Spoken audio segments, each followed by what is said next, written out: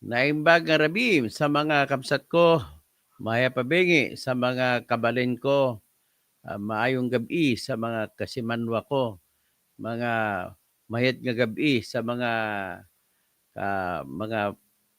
parente ko sa mga Karayay area. Maayong gabi sa tanang mga Cebuano speaking people. Maadyong gabi sa mga taga Bohol kung saan nanggaling ang aking misis. At maupay nga gabi sa mga waray-waray. Marhay na banggi sa mga Bicolano kung saan nanggaling ang aming partido na Bunyog. At sa mga kapatid nating mga tausog sa Tawi-Tawi, Basilan, Zamboanga.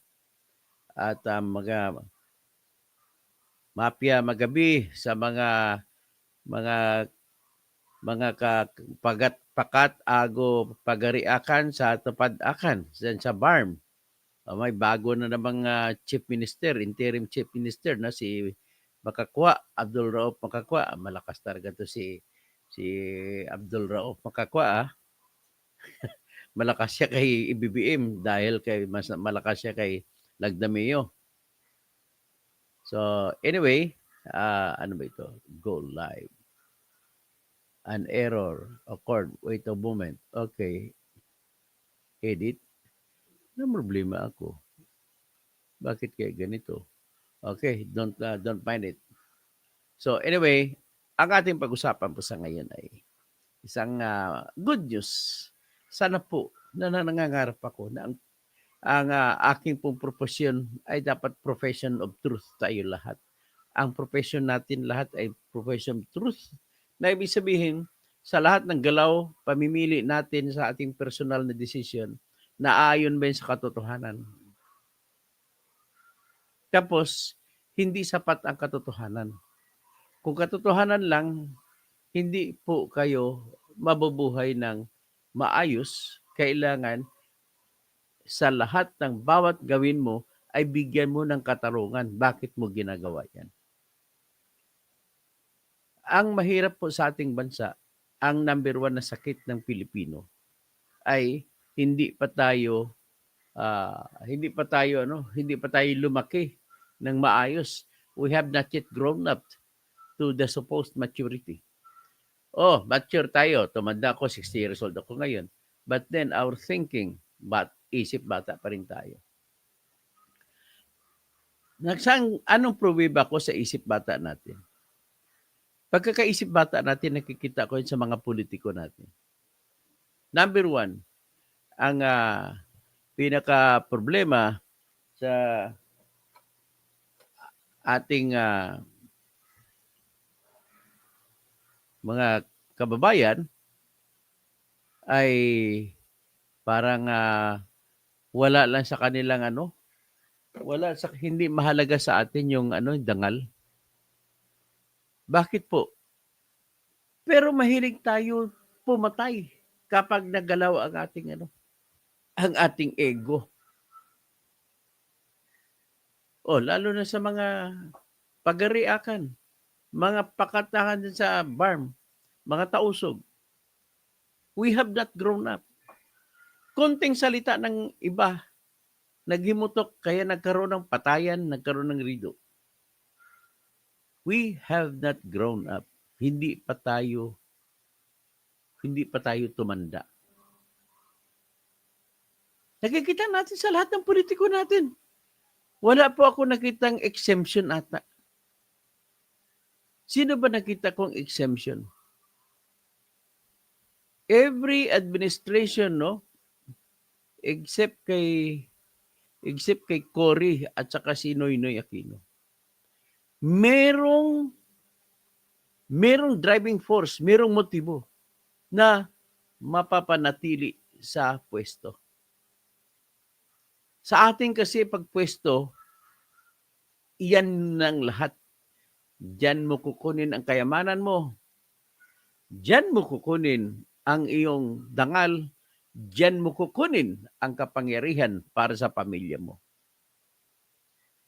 Which is of course, Yan ang kwento ng nakaraan sa mundo. Pag tiningnan mo ang kasaysayan ng mundo, simple, maraming nagpapatayan, nag-aagawan ng kaharian. Ang pinakaunang sistema nga naman sa mundo ay kaharian. Hindi pa kilala yun ng eleksyon. Ang eleksyon ay nitong huling centuries naman lang yan na isipan.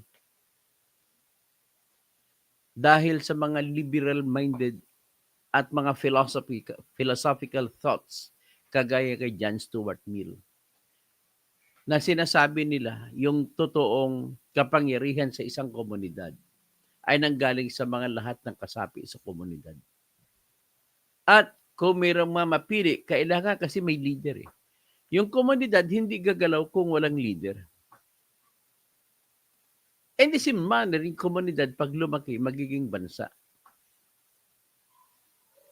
At pinakauna sa tingin ko na tumanda dyan ay yung mga taga-kuan, mga Anglo-Saxons, mga Inglaterra, mga taga-kuan, mga English. Kasi sila rin po ang nagsimula sa tinatawag na jury. Pero unfortunately, hindi rin nila maialis ang sarili nila sa hari-hari. Succession na succession. Sila yung may dynasty. Pero but then, close your eyes to the king or the queen. Tingnan mo na lang mga politiko sa England, ilang beses ba tayo nakakita? Itong last 5 years, napakaraming mga prime minister nagpalit-palit-palit lang. Mayroon pa nagre-resign sa prime minister sa United Kingdom. Bakit sila ganun? Hindi ba nila inaasam na magiging most powerful man? Napakasikat, halimbawa, panahon ni Winston Churchill. Sa napakasikat ni Winston Churchill, tsaka yung kapatid ng tatay ko, nung pinanganak, pinangalanan ng Churchill. Sobrang sikat. Ang galing ni Churchill, pero hindi naman siya tumagal. Umalis naman siya. May isa kong the best example that I can give you. Captain Cromwell. Captain Oliver Cromwell. Sino si Captain Oliver Cromwell? Briefly, si Captain Oliver Cromwell, isang pinakamagaling na kilala ko na sundalo na naging kapitan lang, ayaw niya maging general. Siya po ay kapitan doon sa panahon nung sa Great Britain. Sa panahon niya, nag-away-away.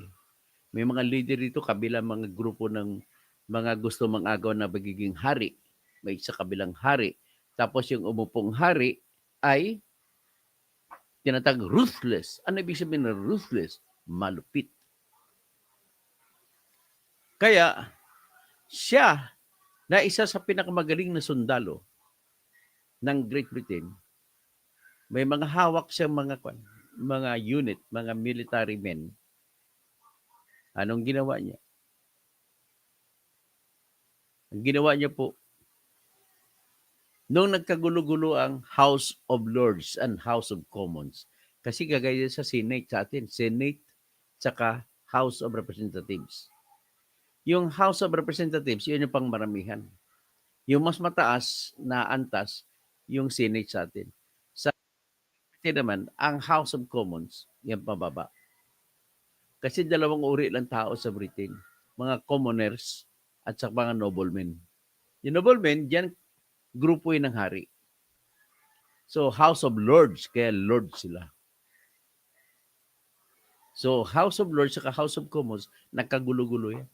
Pumasok si Captain Oliver Cromwell. Tiniris sila lahat.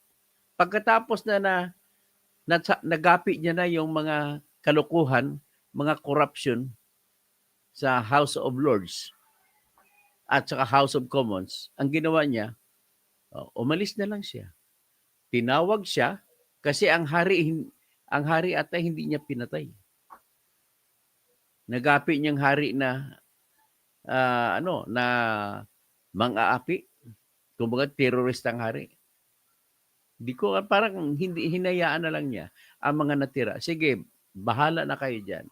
Ayusin ninyo ang pagpatakbo. Umalis na lang siya. Inalok kay Captain Oliver Cromwell ang korona nung matalo yung hari. Tinanggihan. Saan ka makakita? Sa Pilipinas yan. Mapa-Kristiyano ka man, mapa-Muslim na Pilipino. Ang tawag niyan, swapang ka talaga sa kapangyarihan. Yung kasapangan sa kapangyarihan, yan po ang dahilan ng maraming patayan sa atin. Sa Christian area, patayan. Ganon sa Muslim area, mas matindi pa sa Muslim area. Magkakapatid na naglalabanan sa politika, magpapatayan. Kapatid na bumubuo kapatid, magpipinsan. Ganon po sa kanila. Kung sino yung unang pamilya, kalibagang Alonto. Ayaw magpatalo ng mga pamilya Alonto. Yan yung kung saan ang galing si Congressman Zia Alonto Adyong. Sigurado hindi papatalo yung mga Alonto. May mga kalaban sila, mga Dimapuro. Umalis na lang Dimapuro kasi wala na yung pinaka-strongest man nila, si Ali. Yung anak na ni Ali, si Abdullah, yun ang lumipat dun sa Lanao del Norte. So, sumatotal, si BBM, naging presidente ng tatay mo, ba't gusto mo pa maging presidente? Sino-ino din, may konting kasupangan din eh. Naging presidente ng nanay mo. Bakit ka pa nagtumakbong presidente? Yan pong ebidensya na may karoon tayong kasupangan sa ating sarili. Si Macapagal Gloria, naging presidente. In fact, one of the most honest presidents we ever had, ito si Dadong Macapagal. Sila yung kaliber nila. Alam mo sinong kalibre niya sa pagka-honest, pagka-presidente? Ito si Ramon Magsaysay ng anak ng Zambales. At isa pa yung anak ng Cebu na si Sergio Osmeña. Bakit ko masasabi ng mga honest sila? Si Dadong Macapagal, nung tumakbo siya, noong 1965, tinalo siya ni Marcos. Bakit? Kasi hindi po take advantage ni Dadong Macapagal yung kanyang kapangyarihan bilang Pangulo ng Liberal Party. Hinayaan niya, suppose let the people judge. The people know that I am not corrupt. The people know. Kasi siyang una nagpalabas ng Agrarian Reform Program. Yung Republic Act 3844. Yan po yung sa tingin ko the best ever produced na land reform law. Di nyo ba alam yun? Di nyo narinig yan? Si Dadong Macapagal na muna yan. Inutusan dyan. Ang lahat, kaya nga lang walang bigay ng lupa. Kundi inutusan ng lahat ng mga lupa ng mga mayayaman ay pumayag kayo na ipasaka sa mga tenant. At kung may tenant na hindi siya pwedeng paalisin ng kahit sino, nakasaad po sa Section 10 ng Republic Act 3844, pakisarang bintana, na hindi pwedeng palayasin ang tenant. Maliban lang kung siya na mismo kusang loob. O di kaya yung lupa ay hindi na pwede sakihin, kundi magiging industrial na o nagiging commercial na. Yan po. So, kinikredit ko rin na yung ugali ni Dadong Macapagal, dapat yun din ang sundin natin. Kasi kusang loob na hindi siya nangangampanya, halos wala siyang pera-pera ginamit para manalo paging presidente ulit. Natalo siya ni Marcos. Yung isa pa, na ganun din ang thinking, si President Sergio Osmeña, pride ng mga Cebuano. Nung tinanong siya, nangampanya, kalaban niya si Manuel Rojas.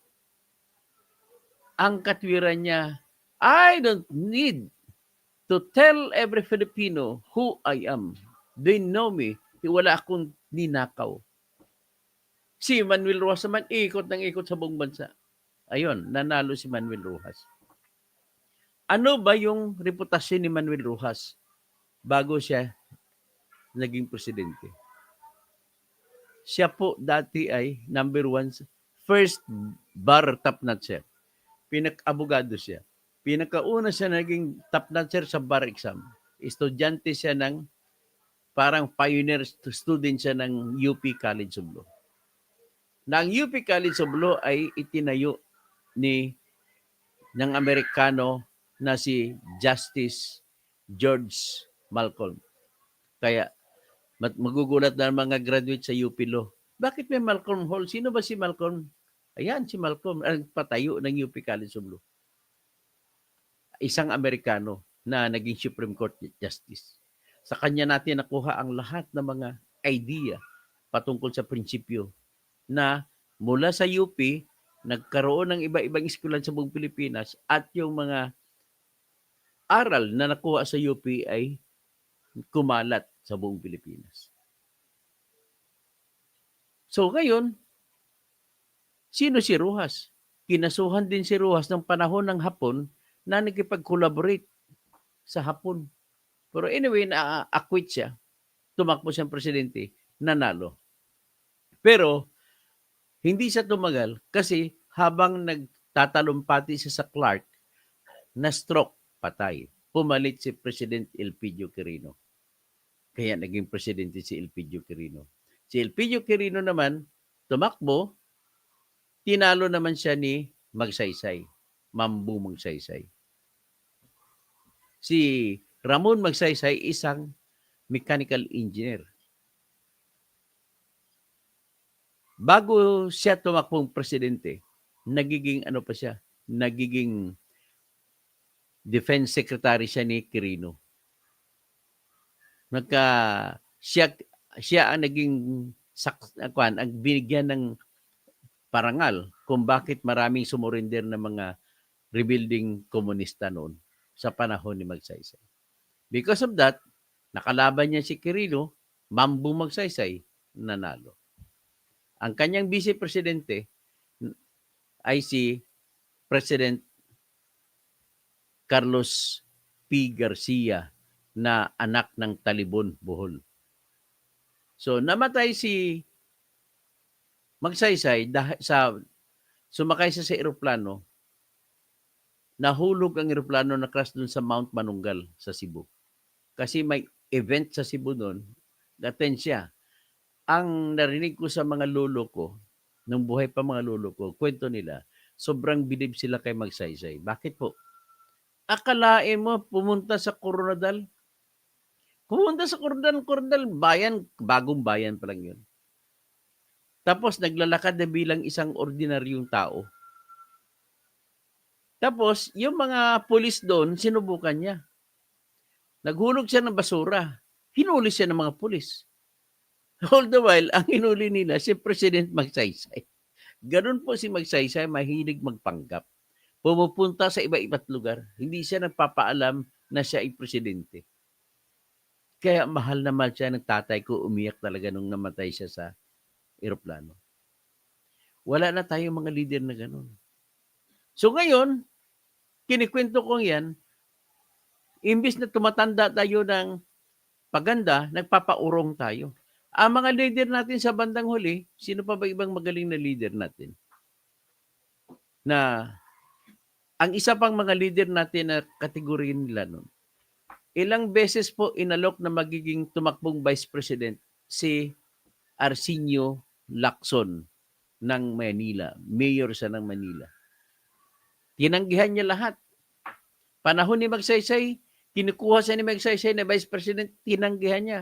Pagkatapos ng kasunod tumakbo, inalok sa kanya yung pagka-presidente, tinanggihan niya.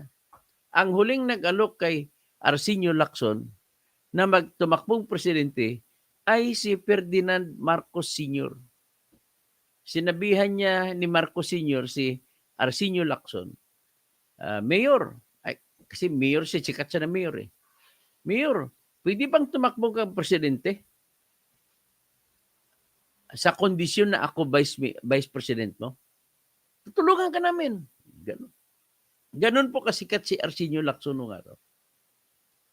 Anong ginawa? Sabi niya, ano pang kondisyon mo? Sa kondisyon po, ako vice president mo. Pagkatapos, isang term ka lang, huwag ka na tumakbo ulit. Ay, ayoko ng mga transaction politics. Sinabi ni Lacson, over my dead body. Hindi tumakbo si Lacson. Bandang huli, sunod na eleksyon, tumakbo si Ferdinand. O ngayon, nang tumakbo si Ferdinand, ginawa campaign manager si Imelda. Ang gandang-ganda ni Imelda nung araw. O, ngayon, pinagmamayabang si Imelda, sinagot lamang si Lacson, huwag kang magmayabang, ako nakauna dyan. Totoong kwento yan, hindi marites yan. So ngayon, going back, let us now go to the topic. Si Justin Trudeau ay kanina ay namamaalam. Bata-bata pa niya. Ang galing niya na Prime Minister sa Canada. Kung gustuhin niya, siya pa rin ang magiging Prime Minister ng Canada. Pero kusang loob na namamaalam. Tiwala siya, sabi niya kung sa Tagalog pa, ang aking panahon bilang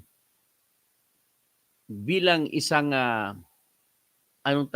author, manunulat ng libro, ang aking panahon bilang manunulat ay tapos na. Ibigay naman, tiwala naman ako sa kung sinong papalit na siya naman susulat na magiging kinabukasan ng Canada mula ngayon. At malaki ang tiwala ko sa lahat ng Canadians at sa kanyang Liberal Party na bitbitin pa paitaas kung ano ang Canada. Yung kanyang pagsalitaan sa ganun, natapos ito nung siya'y nakipagharap. Linabanan niya ng tukpukan si Trump. Ganun po. So pakinggan natin ngayon yung speech ni Justin Trudeau sa pamamaalam niya. Yung portion lamang ng kanyang speech para makita ninyo kung gaano siya kagaling. Ito po.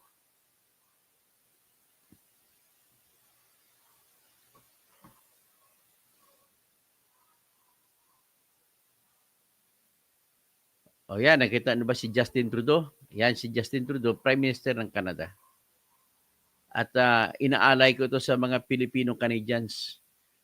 Natutuwa ako. Congratulations sa inyo. Napakagaling talaga ng Canada. At mga leader niyo dyan ay hindi swapang. Okay.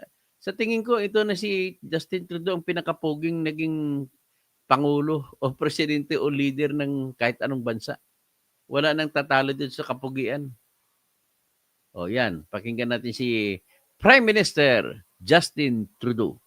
What we all know now, that our flag would serve as a unifying symbol that would define the next chapters in our national story. 60 years later, there are still so many more chapters to write. And I can tell you, the world is looking to see what Canadians will do.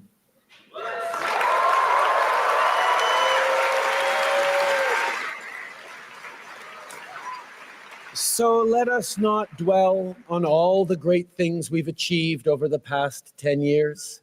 Let us aspire instead to achieve even... Gusto ko ito pakinggan ulitin ko na sa Tagalog. Sabi niya, huwag tayo mananatili sa mga nakaraan na ating ginawa. Ibig sabihin, kahit magaling ka pa, huwag tayong mag-move tayo. Hindi siya mayabang na ipinagmamayabang niya yung kanyang pagiging Prime Minister. Even more over the next 10 years and the decades to come. Let us remain steadfast, defiant, and united. And let us not just think about our party, let us prove our love of country.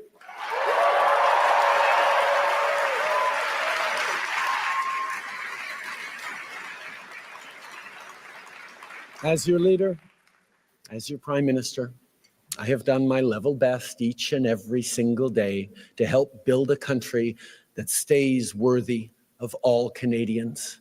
I've done it for Xavier, for Ella Grace and Hadrian. And I've done it for your kids too. And I've done it with you. And although you'll always find me alongside you, cheering along, their future and your future is now in your hands. Merci, mes amis. Merci pour tout. Tingnan mo yung huling salita niya. Panuorin mo yung kanyang paglalat ng pag-isip. Sinusunod. Yan, simbolo ng pag-isip. Kaya pinuntan mo kanyang pinuntan. Ito, pinuntan mo yung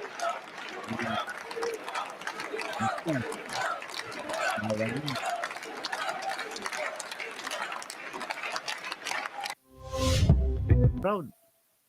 Very, very proud si Justin Trudeau sa kanyang naging performance. Hindi siya naging mayabang. Kailan kaya tayo Pilipino na magkaroon ng ganun, leader? Kailan kaya tayo papasok sa ganun? Kasi kung lahat po tayo tinatanggap natin ang katotohanan kung talo tayo sa eleksyon, talo. Ganun na kasimple. Hindi na tayo, wala nang mamamatay na mga tumatakbong politiko. Ganun lang ho kasimple. Okay. Tatawag na lang ako. Presperes, Maya Pabengi, at Miniature. Marhay na hapon po, Dr. Engineer Toto. Cheryl Andres, maayong hapon na to ni Toto. Tapos si Art Miniature uli, magandang topic yan. Napapanahon. Presperes. Sa Kim sa kapangyarihan ang ibang mga manamumuno.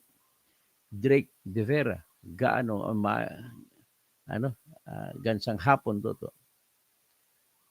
Helen Lee, good PM. Cheryl Andres, Helen Lee, good PM, Dr. Toto Kausing. Charlie Whiskey, good afternoon, Dr. Toto. Zachary Fernando, Bobby Manzo, Amazo, magandang gabi, Dr. Toto.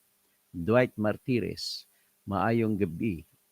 Attorney watching from Udjongan, Romblon. Aba, Emmanuel Iranis, Alden Alag, nandyan sa Udjongan. Maganda, maayong hapon, mayad ng hapon kaninyong tanan diha. Dira. Antonio Almonte, good evening po Dr. Toto Kausing at sa mga taga-subaybay ng idol natin. Edwin Ferrer Rodriguez, wala na po yung bunyog background nyo. Sir, hindi sa susunod na lang. Siyempre pabago-bago tayo. Sam Daniel, good evening Attorney Toto Kausing. Rolando, good evening po. Lerms BC, naimbag na malim Dr. Toto at sa lahat ng mga naniniwala ang manindigan para sa katotohanan. Makapal na ang apog na mga gahaman ng mga politiko, nilalantad na mga na nga sa social media ang mga kabulukan nila pipilitin pang palusutan sabay banat ulit ang fake news, walang kawawaan ang mga salot na politiko. Ganon po. Kasi hindi nakikialam niya ang aking John Kabinbin, good evening Dr. Toto Kausing. Merjan Destreza, dito po sa atin attorney, may kaso na, makulong,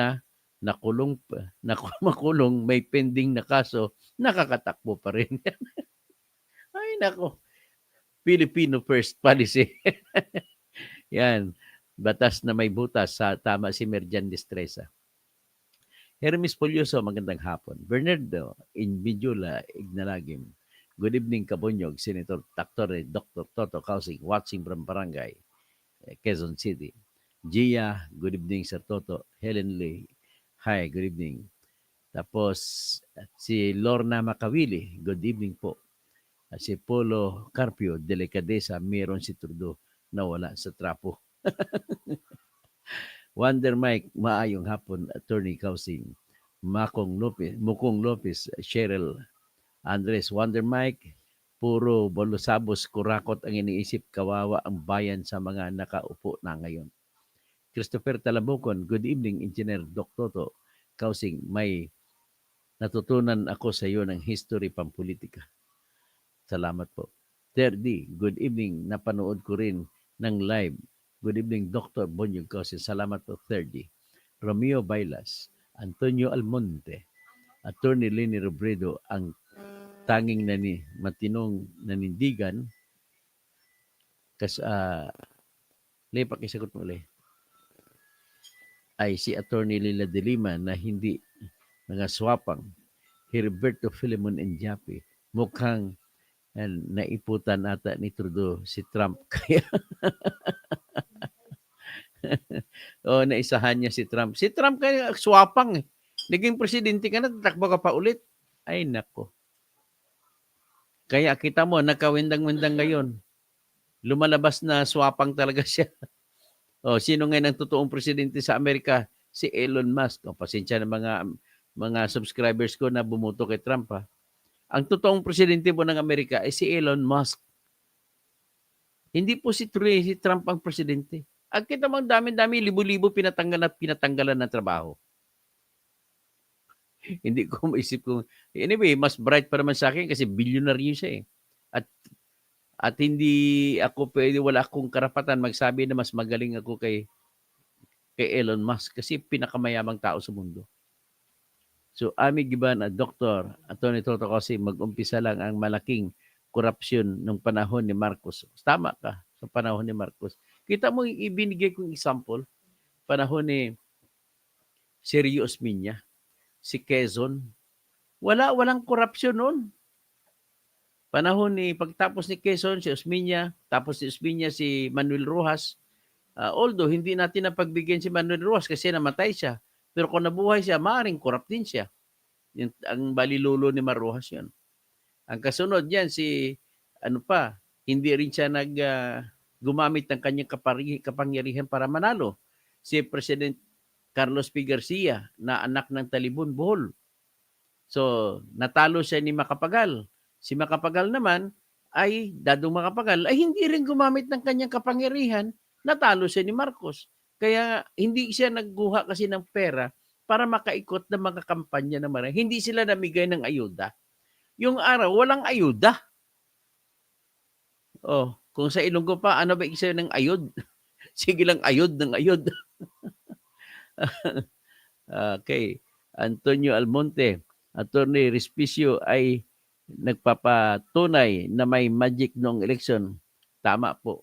Si Attorney Respicio, at least ang tingin ko sa kanya, he is sent by God to give enlightening to the Philippine politics. So, Jose Cabug, Ma'am Cheryl, Bong Flores, buenas noches, Attorney Toto Kausing, watching from Mabalacat City, Pampanga. Maya pabingi, at saka, buenas noches. Buenas noches a todos Sambuangueños. Damas, a todos caballeros. Cheryl Andres, Mokong Lopez, good evening. So hanggang dyan lang muna po tayo, maiksi.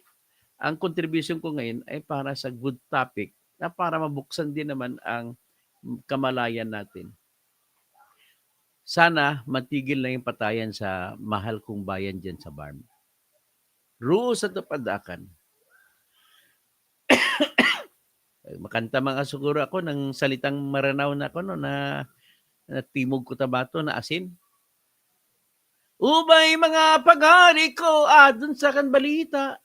Ruos at Padakan. Ruos sa Lanao del Sur. Ayan.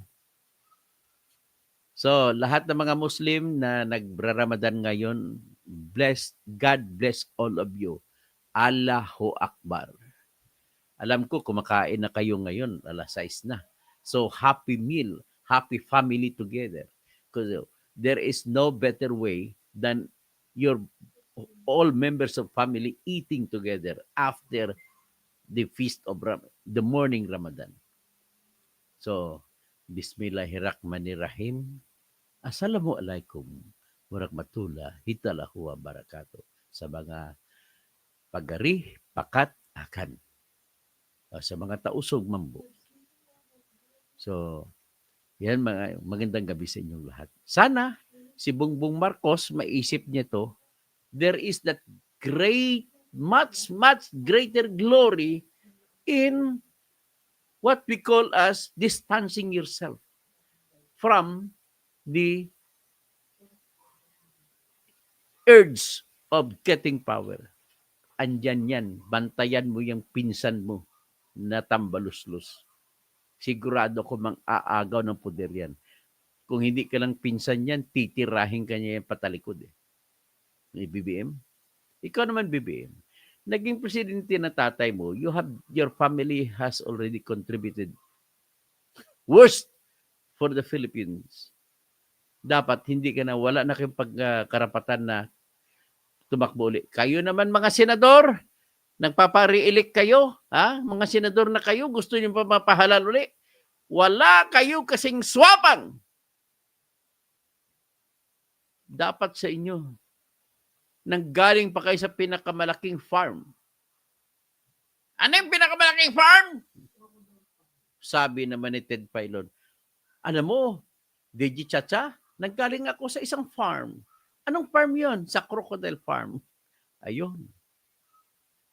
The problem here in this country is the people here do not know the meaning of righteousness. They do not know the meaning of what is true and what is not. But they know more of the meaning of fake news. That is our politicians here. Politicians here will speak one thing, but will do another thing. One of the best examples that I can give you is ang galing-galing magsalita ni Jerbel Luistro pero namigay ng ayuda. What goodness can we expect from you, Mrs. Jerbel Beatrix Luistro? I hope that your fellow Batangueños there in the 2nd District of Batangas will not vote for you again. You're a bad example. You're a bad kind of politician. Dinadaan-daan mo lang sa galing kasi matalino ka. Dinadaan-daan mo sa galing ka magtanong sa Quadcom. But then, alam mo, you must be disbarred for violating the law, the constitutional law that says that as a congressman, your duty is only to make law, but not to implement the law. And what have you done? What you did was this. Ikaw ang gumawa ng batas sa AX, ikaw rin ang nagpapatupad sa AX. Kawawa naman ang kalaban mo. Dapat patas tayo sa eleksyon. Ang kalaban mo na dating congressman na tinalo mo noon, si Congressman Abo, ay kawawa, wala siyang pambigay ng ayuda, kaya talo siya. Kaya nasa 60% ang survey mo, Beatrix. Magising na kayo mga Batanggenyo dyan sa 2nd District. Most above all, honesty ang basihan nyo. Kung nakikita nyo hindi honest ang politiko, huwag nyo pong iboto. At wala kang honesty makikita, kagaya niya kundi kaswapangan, kagaya ni Amy at saka ni Camille Villar, top-notcher sa paggasto sa kampanya. Mahigit 1 bilyong piso na ang ginastas nila. Ibig sabihin, bakit? Tanong ko sa inyo, bakit sila gagasto ng malaki? Sa tingin mo ba, bibigay na lang yun? I don't think so. And I do not believe that another Villar will give one more good thing to the country. But to the contrary, it's worst case scenario. Kaya wag nyo na iboto yan. Amy Villar, Camille Villar, gumastos 1 bilyon mahigit. Sino pa? Itong swapang na Lito Lapid. Huwag nyo na iboto yan. Si Bog Revilla, huwag nyo iboto yan. Nagnanakaw lang yan sa bayan. Dinadaan-daan na sa kapugian nila. Ladies and gentlemen, panahon na po para tumingin man tayo sa kandidato, huwag sa itsura. Kung kalbo kagaya ko, wala ng pag-asa. Tinanggal pa ng pangalan ko sa Comelec. Hindi man ako magiging politiko, hindi man ako presidente, I don't care.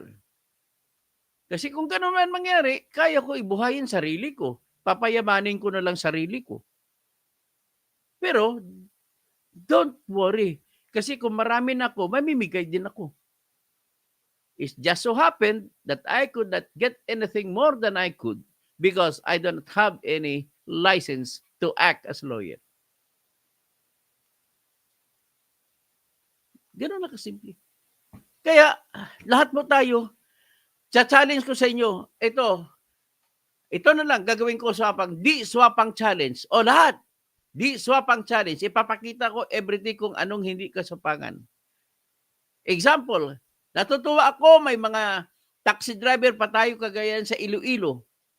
Nakakita ng 2.4 million sa isang bag na naiwan sa kanyang taxi na minamaneho. Nakauwi na siya ng bahay niya. Pumunta pa siya ng police station at isuko yung bag na may lamang cash 2.4 million. Natutuwa rin ako sa isang tricycle driver dyan sa Cordillera.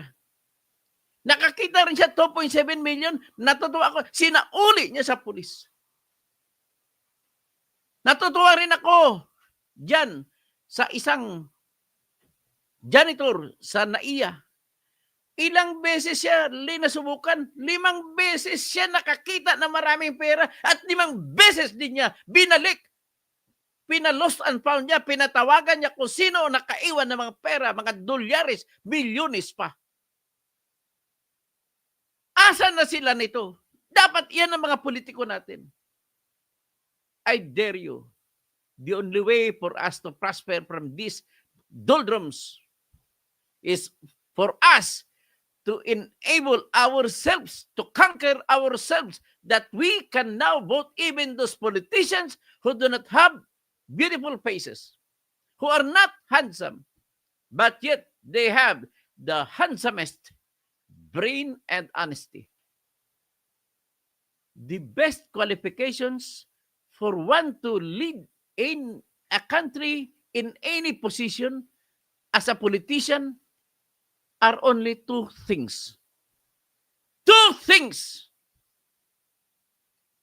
Honesty and capability to perform the work. Sa Tagalog pa, katapatan at kakayahan. O sige, gagamitin ko ang plataforma ito. Sa linya ng, tingnan natin, sa linya ng mga, unahin natin sa linya ni BBM. Magsimula tayo kay Bong Revilla. Hindi naman niyang graduate sa college. Wala siyang kakayahan. Wala rin siyang katapatan. Kinasuhan ka pa ng plunder.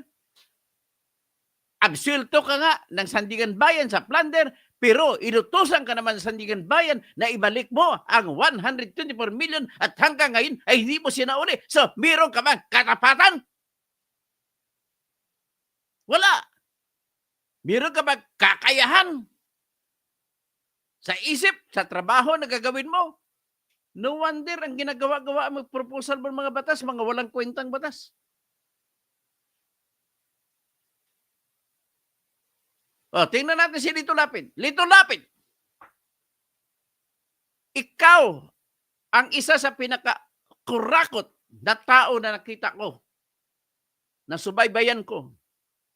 Kung mo hindi na bumibenta ang pelikula mo, pumasok ka sa politika, pariha lang kayo ni Bong Agimat ko, no? Asan ang Agimat? Nung maupo ka gobernador, vice gobernador, inaasam-asam mo, iniputan mo, tinraidor mo si Berenguer na gobernador ng Pampanga noon. Naging gobernador ka. You were given a chance to become a governor. And yet, anong ginawa mo? Pinaka-biggest achievement of Lito Lapid when he was the governor of Pampanga was this. Araw-araw kumikita ka ng 1 milyon sa Lahar Quarry. Bakit ko nasabi? Napatunayan na yan, inakusan ka na nung pumalit na gobernador sa anak mo na si Among Ed Panlilio. Nang si Among Ed Panlilio ang humahawak ng renda ng probinsya ng Pampanga, ay napatunayan niya kada araw ang kinikita ng probinsya sa Lahar Quarry ay mahigit 1 milyon. Kada araw. So, ilang ang kinikita sa loob ng isang taon? Kung merong 365 days sa loob ng isang taon, di 365 million din.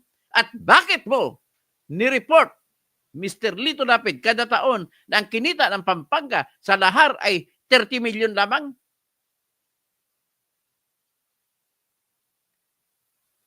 Mahiya ka. Mag-withdraw ka na. Kakahiya ka. Ito naman si Coco Martin, bobo kasi ito, pasensya na. Coco Martin. Bakit mo, kung talagang mahal mo Pilipinas, Coco Martin, huwag kang gumawa lamang na Batang Quiapo at probinsyano. Tumulong ka sa bansa. Huwag mo ipahalal yung si Lito Lapid, inendorso mo pa. Paborito ka pa naman ng tatay ko panoorin. Gabi-gabi hindi makatulog hanggang hindi makapanood ng Batang Quiapo. You people like Coco Martin, meron po kayong obligasyon sa bansa na magbumigay balik kasi kumikita lamang kayo sapagkat maraming tumatangkilik sa inyong mga programa. At sino ba ito mga taong tumatangkilik? Mga maralita no karamihan. So dapat isipin mo rin kung paano makakain araw-araw ng 3 beses itong lahat ng maralita na nanonood ng Batang Quiapo. Hinahamon kita, Coco Martin. Hindi swapang challenge. Magpalabas ka ng isang statement kahit isang beses lang na wini-withdraw mo ang endorsement mo kay Lito Lapid. Kaya number 3 siya eh. Dahil sa iyo eh. Kaya wala kasi sisihin ako kung bakit marami na namang nanakawin ito. Ikaw lang, Coco Martin.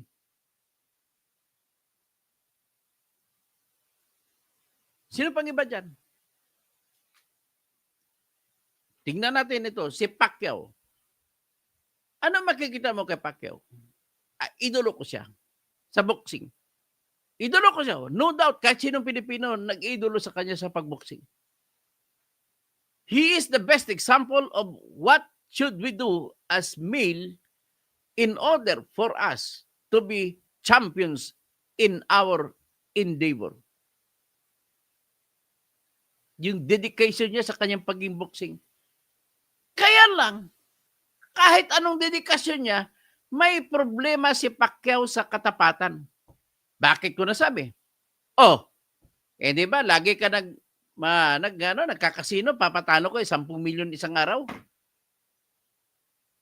Di ba, tinaksilan mo yung asawa mo na si Jenke, nagkaroon ka ng anak sa isang spatter na babae, magandang babae. Ang anak ngayon, yan na si Emmanuel Bacusa.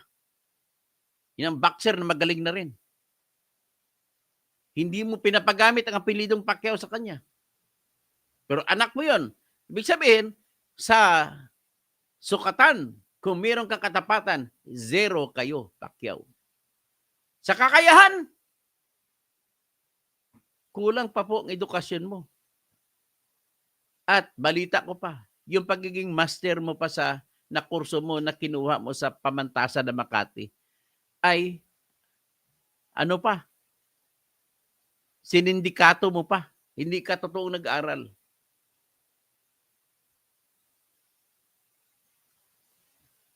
Ulitin ko, Bong Revilla, Lito Lapid, Pacquiao. Tanggalin nyo na sa listahan ninyo po. Makiusap na ko sa inyo nakikinig sa akin. Kung kayo po ay OFW na nagpapadala ng pera sa inyong pamilya, gawin nyo po, persahan na po sa inyong mga kanikanyang pamilya. Hindi kayo magpapadala ng pera kung iboboto nila itong 3 ito. Sino pa nakikita natin? Pag-usapan natin si Pia Cayetano. No doubt may kakayahan. Matalino. UP graduate atay no, Ateneo graduate. Abogada. But then, ang tanong, may katapatan ba? Sagot, wala. Wala. Bakit ko nasabi na walang katapatan? Asan ka ba naman? Bakit mo tinanggap ang pagkuha sa iyo ni Bongbong Marcos na magiging kandidato ng bagong alyansa? Asan ang katapatan mo? Pia Cayetano. Ano ba? Kinain mo ba yung lahat ng mga sinabi ng iyong kapatid na si Alan Peter na pinaka-corrupt na tao itong tatay ni Bongbong Marcos? At yet, you are now aligning yourself with the son of the most corrupt person in the world. Asan ang katapatan mo? Do not vote for her. Please lang. Dumako tayo kay Camille Villar. Bakit natin ibasura dapat si Camille Villar? Let us say about, marami ako masasabi sa katapatang issue sa kanya. Pero sa kakayahan, kulang pa po siya. Wala nga siyang ginawang maganda nung siya ay congresswoman. Ano ba ginawa niya? Di ba wala? She's nothing. Kaya dapat sa iyo kakanta ng she's gone out of my life. Yeah, she's gone. Gan ka na lang dapat. O, itong ginawa ng pamilya niya sa katapatan. Sa katapatan, zero yan sa akin. Bakit? Ang pamilya nyo ay yumaman dahil sa pagnanakaw. Pagnanakaw? Bakit ko nasabi pagnanakaw? Eh di, binibili nyo ng mura-mura mga lupa. Pagnanakaw din, isang uri ng pagnanakaw din yan. Maraming lupa kayo binili dyan sa Cavite. Anong ginawa ng tatay mo at nanay mo? Ang ginawa nila, sinamantala ni Manny Villar na tatay mo ang kanyang pagiging congressman. At anong ginawa niya? Ginamit niya kanyang pagiging congressman para makakuha ng utang sa SSS. Tapos mabili niya ngayon ang bangko na Capital Development Bank. Nang nabili niya Capital Development Bank, nilagyan niya ng kapital na 1 billion. Nung nilagyan niya ang kapital niya 1 billion, ang batas naman sa Pilipinas kapag magnegosyo ka ng bangko at ikaw makabukas ng bangko, bibigyan ka ng katumbas na halaga na ibibigay ng Central Bank of the Philippines. Kung may kapital ka 1 billion, bibigyan ka ng another 1 billion ng Bangko Sentral. So, in effect, ang naging kapital ng bank, ng Capital Development Bank ay 2 billion pesos. Anong ginawa? Dahil marami kayong mga naluko na mga farmers na hindi binenta ng mga lupa kasi wala ng irigasyon sa Cavite, dami-dami dyan. Sa Bacoor. So ngayon, nagbenta, murang-mura binili, 500 pesos per square meters. Eh dahil may bangko na kayo, gumawa kayo, style mo, gumawa ka ng maraming korporasyon. Kasama diyang korporasyon na ginawa mo, Adelpa Properties. Ano pa bang iba? Marami. Ang mga lupa na binili niya, nakapangalan sa iba-ibang pangalan ng korporasyon. At dahil nakapangalan sa iba-ibang tao, ang ginawa mo, Mr. Manny Villar at Mrs. Manny Villar, ay ganito. Dahil meron na kayong bangko, ang hirap kaya mag-apply ng loan sa bangko. Kasi gusto mo mag-apply, ang lahat ng korporasyon na sa ilalim mo, wala ang pangalan nyo yung mga Villar dyan. Ganon kakatuso. Nag-apply ng loan, ang tawag dyan ng klase ng loan, DOS-3. Ano yung DOS-3? Directors, Officers, Stockholders, and Related Interest Loans. Bakit bawal ang DOS-3 loans? Kasi kung imagine mo, pag ikaw may-ari na bangko, utangan mo sarili mong bangko, hindi mo babayaran, tumba ang bangko. At may limit yan, hanggang 10% na pwede utangin. Hindi ka makautang 100%. 10% lamang ng capital ng bangko. Incumbent capital. So, anong ginawa ni Manny Villar? Lahat ng korporasyon niya, pinautang sa Capital Development Bank. Ang capital, 500 pesos per square meter, binili sa mga farmers. At ang ginawa niya, pinasubdivide. Pinahati-hati ang titulo. May kani-kanyang titulo na.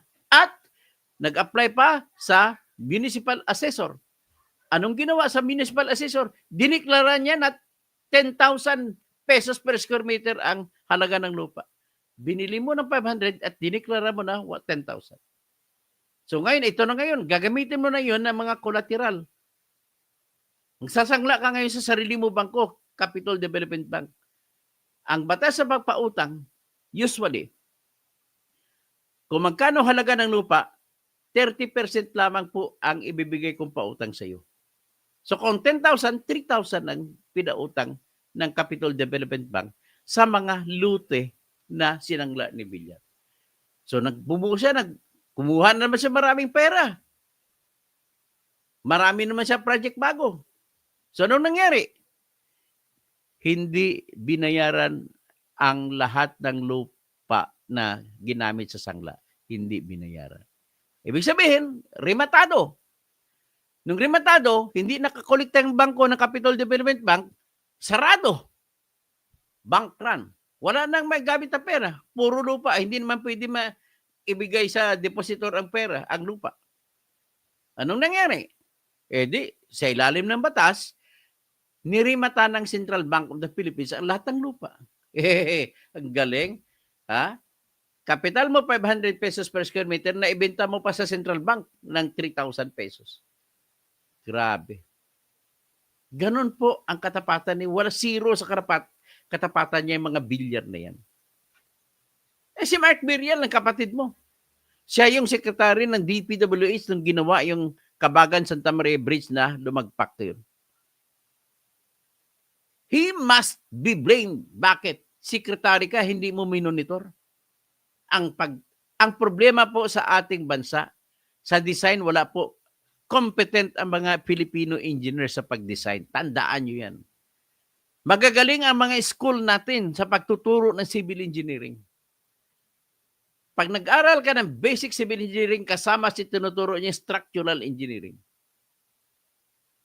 Kahit hindi ka nag-master sa structural engineering o nag-doctoral sa structural engineering, kaya mo mag-design kagaya ng Kabagan Bridge. Kayang-kaya yan. At walang problema dyan sa design, except lang mayroon lang akong objections dyan.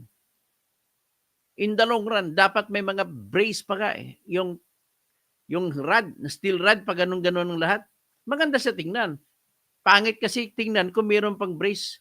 Kaya ginawa lang, dinisign lang, pero hindi ako sold out dyan. Bakit? Yung wearability, yung mapupundi na yung mga bakal na yan, ay darating ang punto na uga-uga yan. Pag uga-uga, pag lumampas ang uga, bagsak yan. Kaya nga nangyari yan.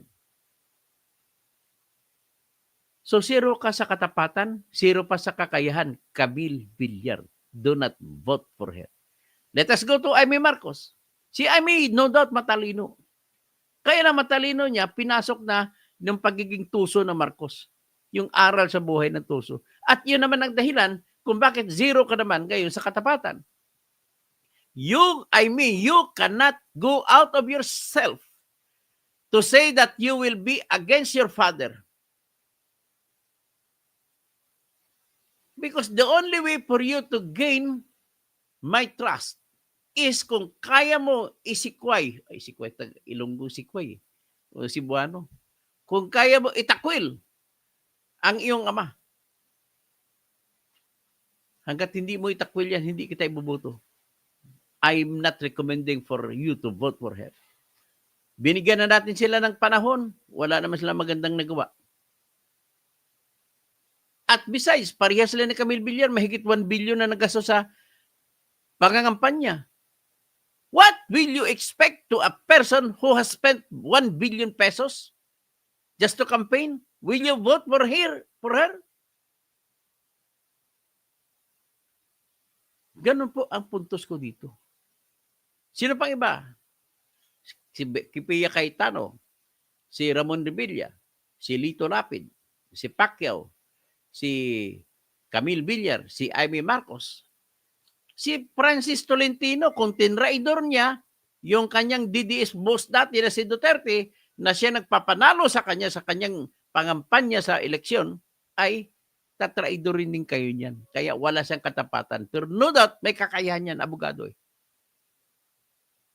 Si Bongo, ay may record na pumapatay yan eh. Kaya wala sa katapatan yan. Maaring may kakayahan, pero doubtful pa rin ako. Ganon si Bato. Pareho kami, pero ako mas magaling na Bato. Pagdating sa utak, pero pagdating sa boto, wala ako sa kanya. Huwag nyo na iboto yan. Sino pa bang iba? Hanggang dyan lang muna. Maubos ang oras ko. 1 oras na tayo. Maraming salamat po. Angelito Pajardo, dito sinusuka na pinapaalis na makapal pa rin ang mukha. Oo nga. Heriberto Filemon Injapi, Net Game, Andronico Ruda, Marilo Fabian, Fernando Rafael Fernandez Cuervo, Filemon Injapi, Presperis, Cesario Angkog, Heriberto Filemon Injapi, Marvin Rivera. Okay. Magandang gabi po sa inyong lahat.